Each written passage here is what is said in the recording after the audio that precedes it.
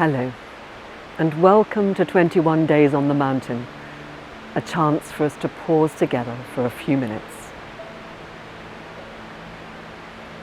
So this is day 13, and I'm standing in the most amazing spot on an old path that's been hewn out of the rock, I don't know, probably centuries ago, next to a shrine to the Virgin Mary holding baby Jesus, that was hewn out of stone, that's been placed there in 1820. And in fact, this valley is famous for its stone cutters and stone carvers over the centuries. And as I stand here, I can hear the waterfall, of course, and the river flowing down beneath in a kind of a serpentine form. Large mountain to my right, quite a few broken trees in the wood, and particularly this one here is fascinating because there are huge fungi growing out of it, and this path wends its way for another couple of hours up to the alpage, where the sheep will go in the summer, and down to our village, and I can see our hamlet directly in front of me, and I can even see our house. And as I stand here thinking of all the people who've walked this path over the centuries, the people who for the last couple of hundred years might have stopped here and sought comfort at this shrine, in the context of the global pandemic that we're currently experiencing, I can't help but think of all the suffering over the centuries that people like you and I, and our families and our friends, people like all of us, have experienced. And that's not in any way to undermine what we're experiencing now, but it helps me to give it some perspective. So some of you may have seen on the internet, there's a model doing the rounds, a model of response to COVID-19, and in fact it's a model really that's a response to any crisis or threat. And it's kind of got COVID-19 in a circle and then kind of elliptical circles moving out from it. And the first one is the sphere, it's representing the sphere of fear. The second one is the sphere of learning. And the third one is the sphere of growth. And I might add a fourth one, which is the sphere of sustaining growth. But that's for later. For the moment, I want to talk, if I may, a little bit about the fear. Some of us can embrace fear and move through it, if you like, and move into learning and growth. And some of us can't. Some of us might be experiencing someone very close to them dying, or experiencing a separation from loved ones, the anxiety and concern for people that they can't be with. And probably all of us are touched by that. So I might stand here now looking as if I'm in some learning or growth zone. And yes, in making these videos, perhaps I am. But that doesn't mean that the fear has gone. And for all of us who've moved through it, who are able to do something constructive with this period, it doesn't mean that the fear isn't still there. And I think if we can bring ourselves from time to time to acknowledge that the fear is still there, it will help us understand those people who are still very visibly and in every way still in it. Because for them it's harder. It's harder to move into learning and growth. They're not ready yet. If we do spend a moment to acknowledge our fear, if we do sit with it, if we allow it just to be, in order for it not to become overwhelming, debilitating, in order for us not to be able to move, we need to bring compassion, kindness. We need to imagine that we're holding someone we love, a baby perhaps, thinking of our children when they were first born, holding them with such tenderness that all we want to do is protect them and love them. And imagine that we're that baby, that we need to bring that love and kindness to ourselves.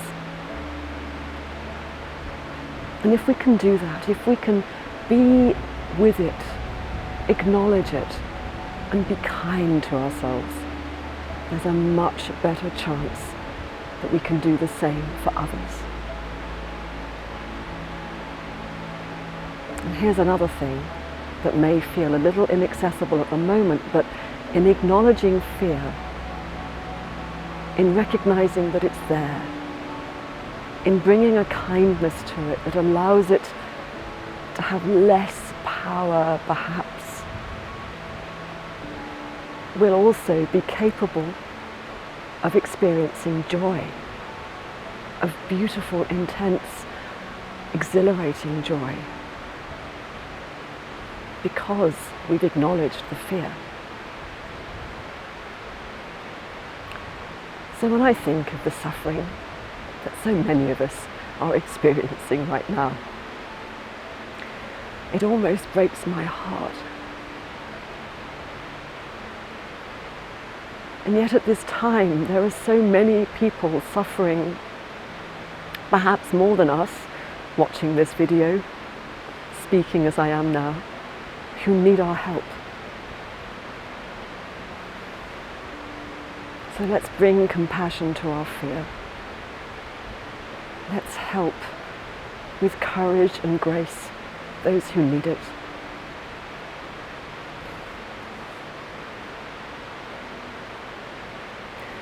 So in our 2-minute silence today, if you can, and if you want to, maybe acknowledge that we're all frightened. Maybe tap in a little bit to what's there inside, only if you feel that that's what you want to do. And if you do, hold yourself as if you were holding a baby.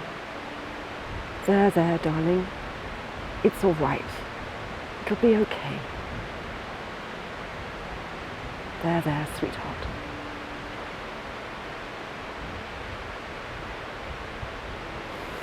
So let's remember the 3 steps of pausing, so critical at this time. Pressing pause, bringing our awareness inside, here if you can, into our solar plexus, the space between our sternum and our navel. And breathe, this gift of breath. Breathing consciously in and out of our body. In through our nose or mouth. Filling our body. Expanding and creating space. And breathing out, letting go and releasing. I'm going to close my eyes as I always do, to help me concentrate. And I hope these next 2 minutes feel as precious to you as they do to me.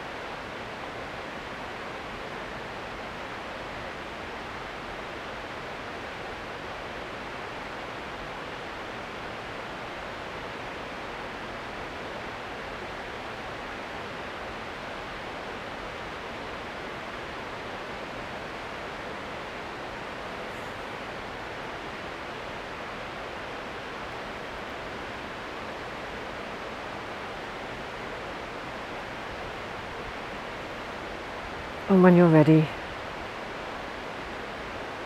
on your next breath, gently open your eyes.